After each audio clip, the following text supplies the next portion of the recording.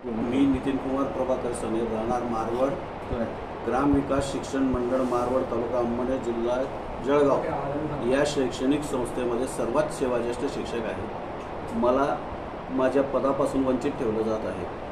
माझा पगारसुद्धा बंद करण्यात आलेला आहे आणि माननीय न्यायालयाचे, उच्च न्यायालयाचे निकाल किंवा आदेशसुद्धा माझ्या बाजूने असताना त्या आदेशांची अंमलबजावणी माननीय शिक्षणाधिकारी माध्यमिक जिल्हा परिषद जळगाव व शिक्षण विभाग जळगाव यांच्याकडून कुठलीही अंमलबजावणी होत नसल्यामुळे मला नाईलाजास्तव तब्येतीत कुठल्याही सुधारणा नसताना किंवा तब्येत बिघडलेली असताना किंवा मी दुर्धर आजाराने ग्रस्त असताना, दिव्यांग असताना सुद्धा मला माझ्या न्याय हक्कांसाठी या ठिकाणी